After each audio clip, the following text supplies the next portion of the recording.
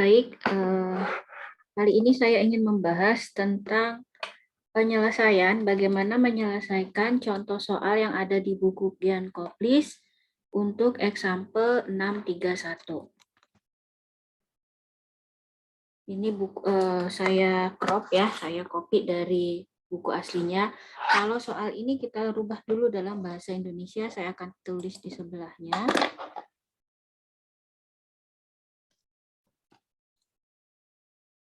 Contoh soal aja ya. Contoh 631. Pada contoh 631 ini, kita akan membahas difusi, bagaimana difusi etanol di sini diasumsikan sebagai senyawa A yang melalui atau melewati air. Di sini kita artikan menjadi senyawa B. Nah, kita terjemahkan dulu soalnya dalam bahasa Indonesia. Ada sebuah larutan, suatu larutan etanol, dalam hal ini adalah A, dengan air B, berada dalam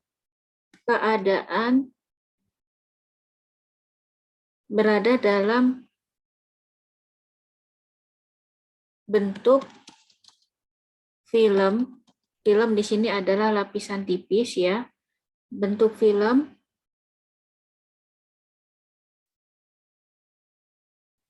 yang tebalnya tetap atau stagnan 2,0 mm. Berada pada suhu 293 Kelvin yang mengalami kontak di sini adalah bersentuhan dengan pelarut yang permukaannya at one surface, yang salah satu permukaan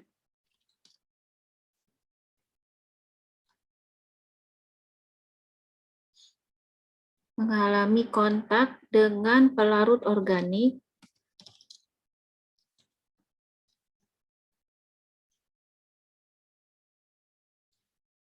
di mana etanol dapat larut dan air tidak dapat larut. Dengan demikian, sehingga nilai NB itu sama dengan 0. Ya. Di titik 1,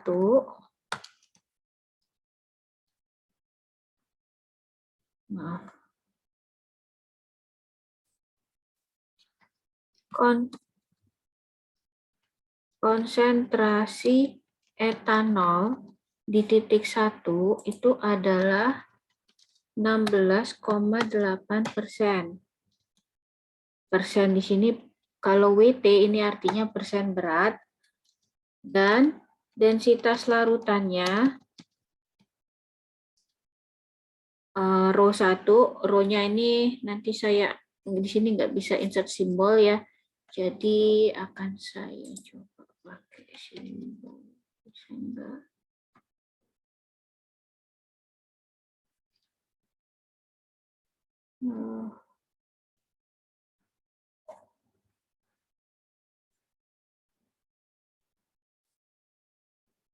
Densitas larutannya itu 972,8 kg per meter kubik. Konsentrasi etanol di titik 2. Pada titik 2, konsentrasi etanolnya turun menjadi 6,8%.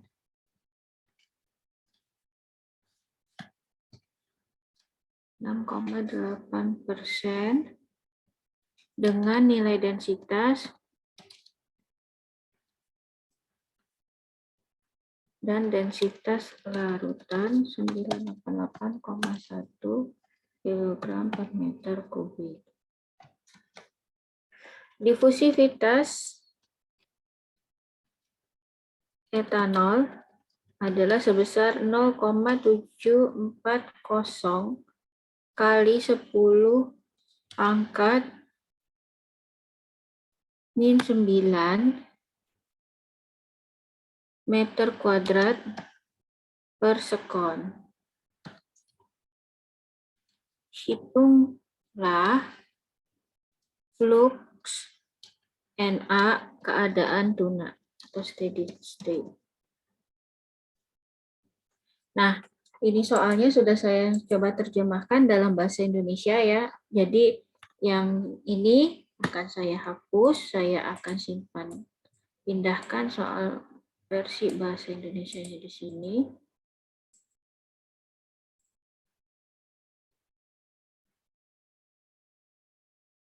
Ini akan saya merge.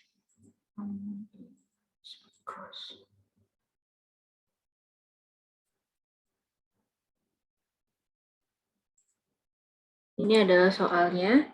Sekarang, langkah yang pertama itu apa? Langkah yang pertama kita tulis aja dulu diketahui.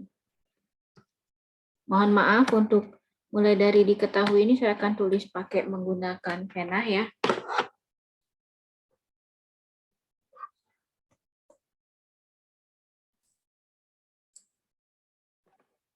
Oke, kita tulis dulu diketahuinya.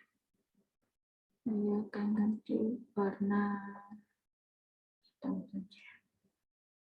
Oke.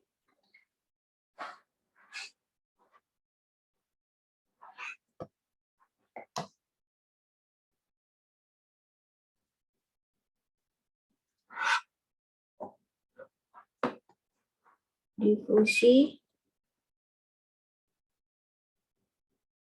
etanol A melalui air atau nah, di sini yang kita ketahui dulu adalah tebalnya 2 mm. Dengan ketebalan 2 mm berarti ini Z2 min Z1 ya. Ini itu Z2 min Z1 atau delta Z. Berapa tadi? 2,0 mm. Berubah dalam meter. Berapa? Kemudian T 293. Bentar. Saya akan rapikan dulu ya. Oke, kita tulis diketahui dulu difusi etanol A melalui air B. Delta Z-nya sama dengan itu Z2 min Z1 sama dengan 2 mm, konversikan ke dalam satuan meter. Kemudian NB di sini di soal diketahui NB-nya sama dengan 0. Nah, di sini larutan ini dalam berapa volumenya atau masanya itu tidak diketahui, maka kita buat asumsi. Kita asumsikan basis larutannya berapa. Di sini untuk memudahkan saya lebih pilih 100 kilo ya. Nah, kemudian di titik 1, tadi di soal itu ada titik 1 ini. Di titik 1 itu diketahui ada persen berat. Persen beratnya 16,8% dari etanol. Kalau 16,8% etanol, berarti massa etanolnya berapa? Massa etanol itu sama dengan, berat di sini bukan W sama dengan M kali G ya, massa kali gaya gravitasi, tapi nantinya ketika kita konversikan dia akan menjadi massa. Nah, jadi massa etanol itu adalah sama dengan, saya tulis di sini 16,8 dibagi 100 karena dia dalam persen ya. Kita kalikan dengan basisnya. Basisnya di sini tadi adalah 100 kg. Maaf, ini satuannya. Saya pindahkan. Nah, ini dapat massa etanol. Kalau massa etanolnya 16,8 kg, berapa mol etanol? A di sini adalah etanol, 1 di sini adalah titik 1 ya. Maka berapa mol etanol itu sama dengan 16,8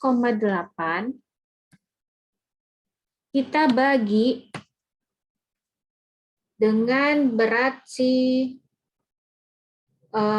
dengan berat molekul dari etanol itu sendiri. Atau kalau kita mau cara yang panjang, ini kita tulis di sini molnya berapa ya. Kemudian nanti ini satuannya dalam mol. Kemudian kita cari juga massa si airnya, massa airnya itu berapa. Massa air berarti otomatis adalah 100 kg ini dikurang sama massa si etanol. Ya, 83,2 kg.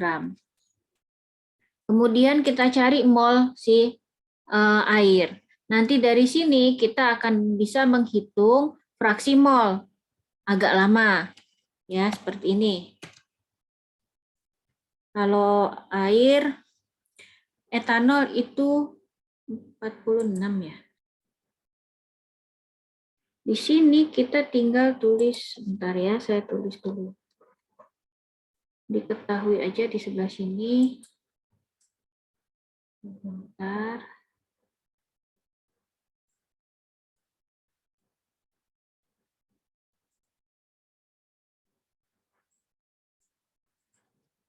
Saya tulis M besar. M besar di sini adalah massa molekul relatif atau bisa juga kita anggap dia berat molekul. Berat molekul etanol itu 46, satuannya apa? Kilogram per kilogram mol. Kemudian berat molekul air itu adalah air itu hanya 2 ditambah 16, 18, satuannya sama. Kita samakan. Nah, berapa molnya? Ini bisa kita tinggal bagi saja. Mol A1 itu sama dengan massa A1 dibagi dengan BM-nya.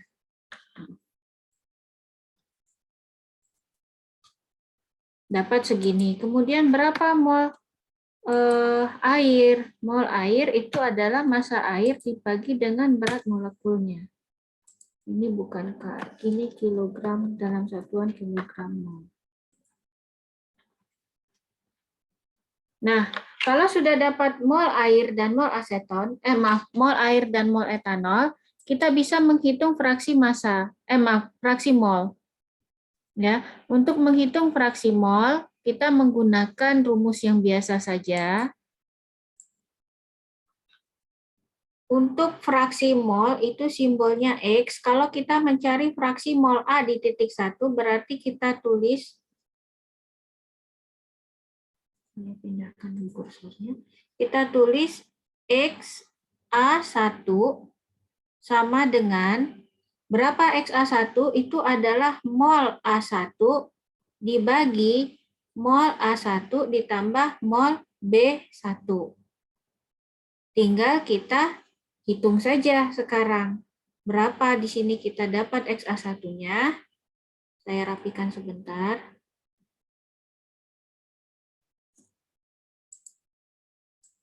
Kecilkan supaya kalian bisa melihatnya.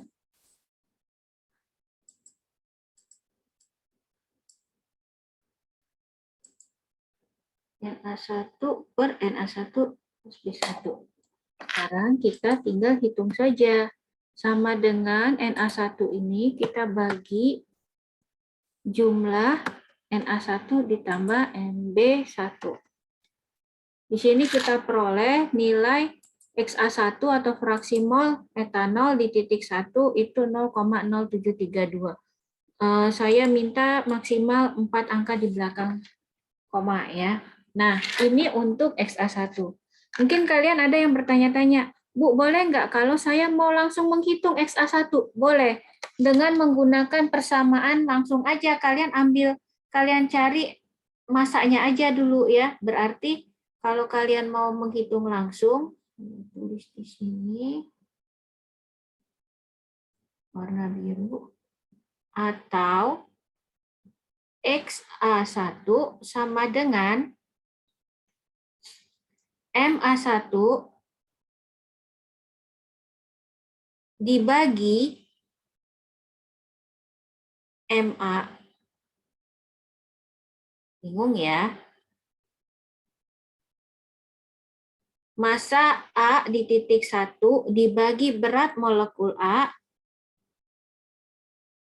kemudian dibagi lagi massa A1 per berat molekul A ditambah massa B1 dibagi berat molekul B. Sama saja.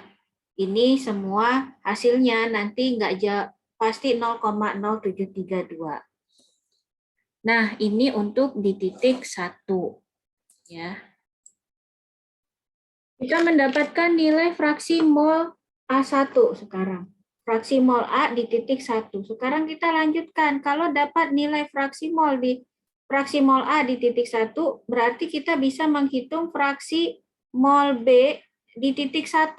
Berapa nilainya? Tinggal kita kurang saja. Sama dengan 1 dikurang fraksi mol A1. Ini dapat untuk nilai fraksi mol B1. Ini selesai untuk di titik 1. Sekarang kita cek di titik 2. Titik 2. Hitungannya tidak jauh berbeda. Saya akan coba copy paste dulu ya dari sini. Di sini subskripnya kita ganti jadi angka 2. Kenapa? Karena berada di titik 2.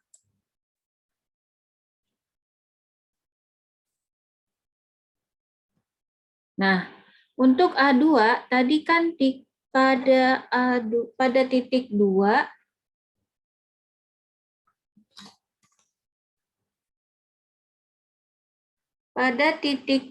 itu konsentrasi etanolnya hanya 6,8% berat. Berarti 6,8% kita kalikan dengan 100. Ya, seperti ini tadi sama dengan mencari massa A pada titik 2. Jadi di sini kita tinggal ganti saja 6,8% kita bagi 100 karena di dalam persen dikalikan basisnya tadi. Basis larutan itu kita tentukan 100 kg. Ya. Nah, di sini kita peroleh massa A2-nya 6,8. Karena ini tadi saya sudah copy dari perhitungan di titik 1, maka diperoleh mol A2 itu sama dengan 6,8 kg dibagi dengan berat molekul A 0,1478. Kalau massa B2 berapa? Massa B di 2 itu sama dengan 100 kg tadi kita kurang sama massa A di titik 2. Dapat 93,2. Kemudian berapa berat molnya si B? Molnya si B itu adalah massa B di titik 2 kita bagi dengan berat molekul B. Di sini dapat molnya. Ini saya pakai cara yang paling lambat ya. Kalau mau pakai cara yang cepat, bisa kalian pakai persamaan yang ini tadi, yang warna biru. Di sini saya menggunakan cara yang agak lama. Kemudian sekarang kita hitung. Kita hitung XA di titik 2 berapa, XB di titik 2 berapa. Nah, untuk XA di titik 2 itu sama aja. Berapa mol A di titik 2 dibagi mol larutan keseluruhan. Mol A2 ditambah mol B2, ya enggak? Sama dengan, nah sekarang kita coba rapikan dulu. Ini sama dengan mol A2 dibagi jumlah total mol antara A dengan B. Di sini diperoleh fraksi mol untuk A itu adalah 0,0278. Sehingga fraksi mol untuk si B di titik 2 itu sama dengan 1 dikurang fraksi mol A2. Oke, sampai sini dulu. Saya harap ini udah cukup. Nah, kita sudah mendapatkan fraksi mol dari masing-masing senyawa A dan B di titik 1 maupun di titik 2. Sekarang kita tidak tahu berapa berat molekul atau berat molekul larutan. berat molekul larutan di titik 1 maupun berat molekul larutan di titik 2. Tadi berat molekul simbolnya M besar ya, jadi sini supaya kalian tidak bingung akan saya tulis M besar itu sama dengan berat molekul. Berat molekul atau massa molekul relatif kalau kalian masih SMA dulu ngomongnya. Ini saya taruh di mana ya?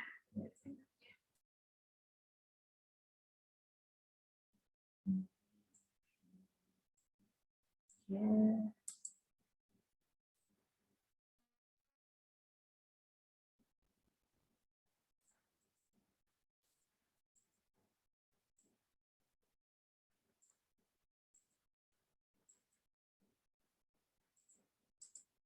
Nih untuk keterangan M.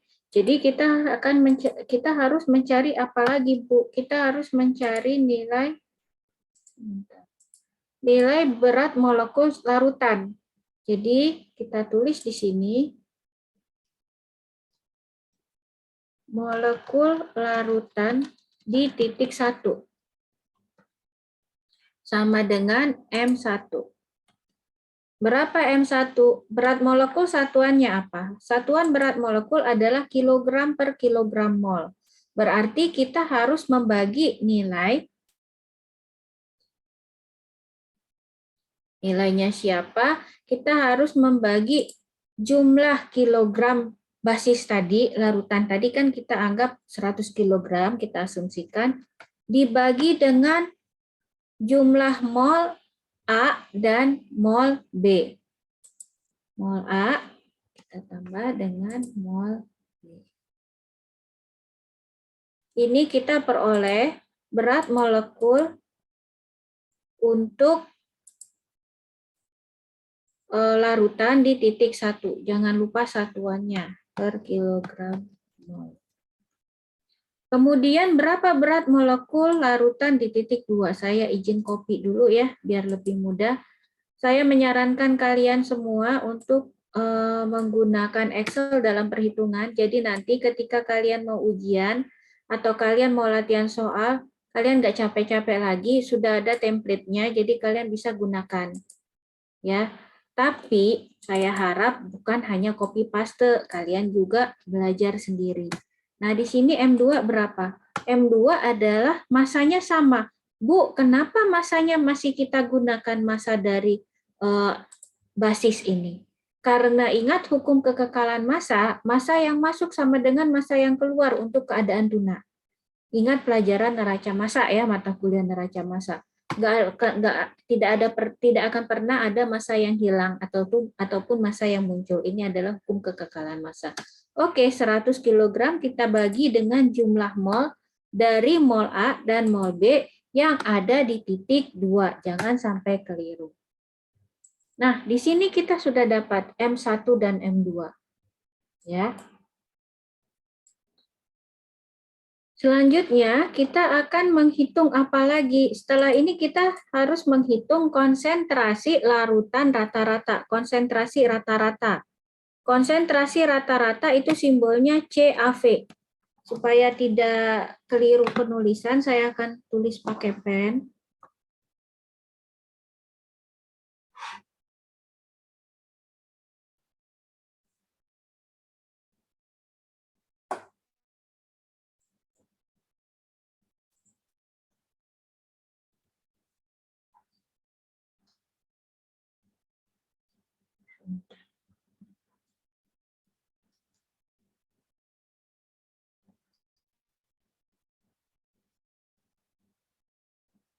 CAV. AV di sini average.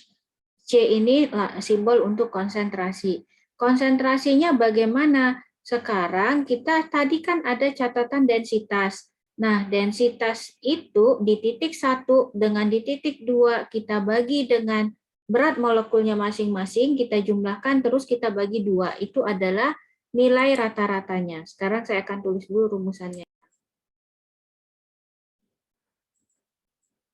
Ini adalah rumusan CAV, sehingga CAV-nya itu sama dengan konsentrasi rata-rata, tadi densitas, Oh, densitas belum ditulis diketahui ya.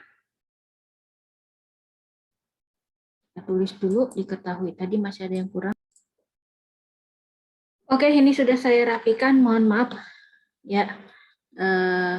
Biar lebih memudahkan, ini saya buat bersisian atau bersampingan, bersebelahan antara titik 1 dengan titik 2. Jadi nggak begitu kalau ke bawah terus kan nanti scroll lagi, scroll lagi. Nah sekarang kita tinggal hitung saja berapa konsentrasi rata-rata. Konsentrasi rata-ratanya, hati-hati dengan penggunaan tutup kurung dan buka kurung. Row 1 kita bagi dengan M1, ya, ditambah dengan row 2 kita bagi dengan M2 tutup kurung.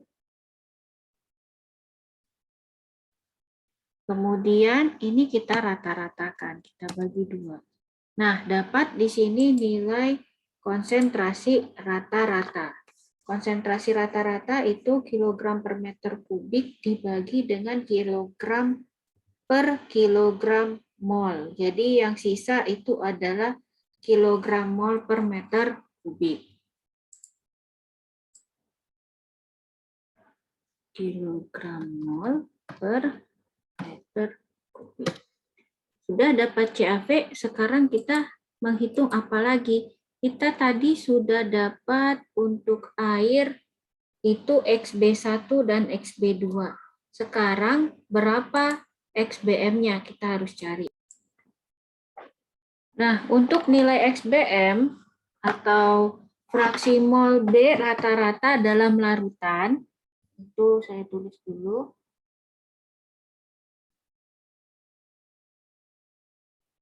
XBM, ini kita hanya rata-rata biasa saja, XB1 ditambah XB2, kita bagi 2. Mungkin muncul pertanyaan, Bu, kok bisa langsung saja dibagi seperti itu, dijumlahkan terus dibagi dengan rata-rata yang biasa?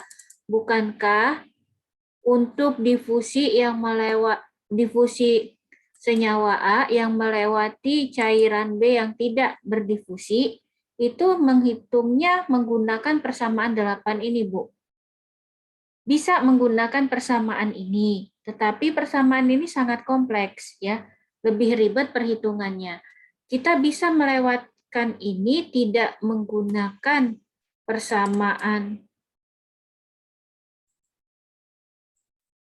yang pada yang A yang berdifusi pada B yang tidak berdifusi tersebut. Kenapa? Karena kalau kita lihat di sini nilai XB1 itu 0,9268.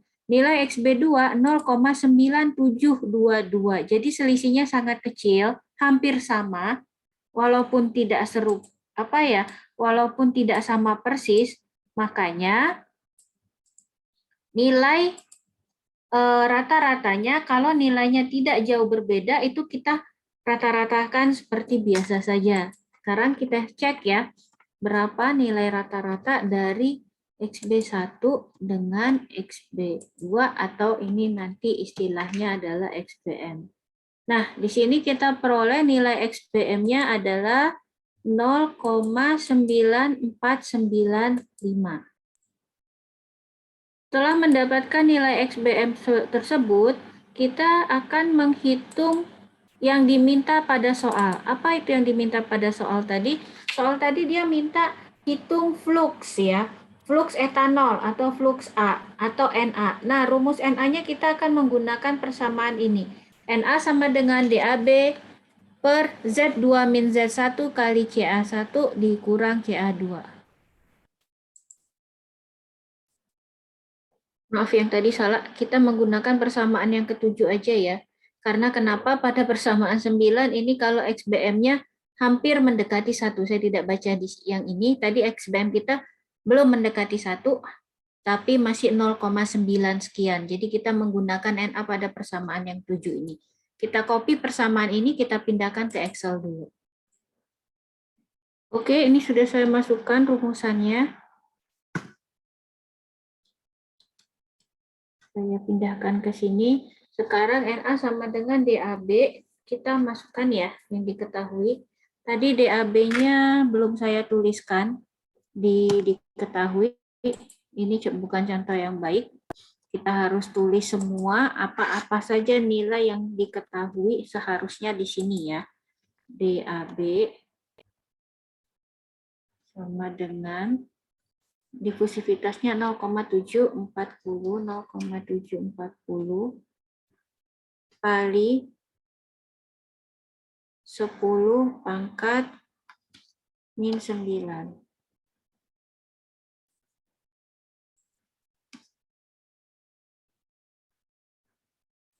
Satuannya meter kuadrat per sekon. Sekarang kita tinggal menghitung saja. Saya ambil dulu nilai DAB.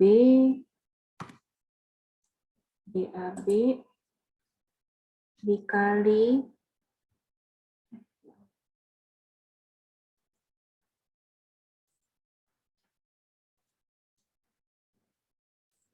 sama dengan DAB dikali nilai konsentrasi rata-rata CAV, kemudian dikali dengan XA1 dikurang XA2, XA1 dikurang XA2 itu kurung ya. Kita bagi dengan Z2 dikurang Z1 itu adalah tebal, tadi ada di depan 0,002 meter, kemudian dikali dengan XPM.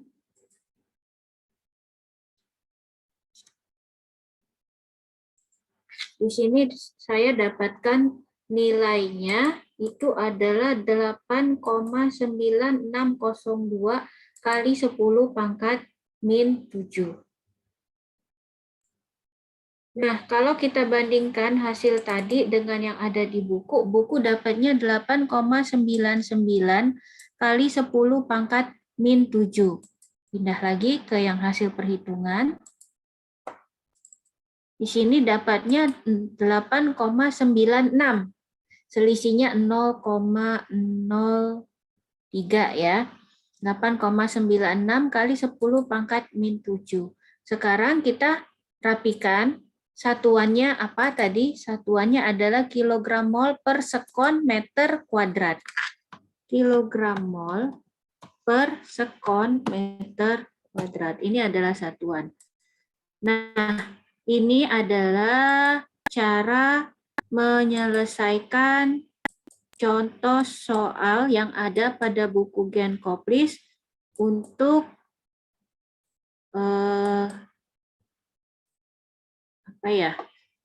untuk contoh soal, maaf ya, contoh soal 631. Mudah-mudahan bisa bermanfaat untuk semuanya. Ini cara menghitung langsung dengan menggunakan Excel.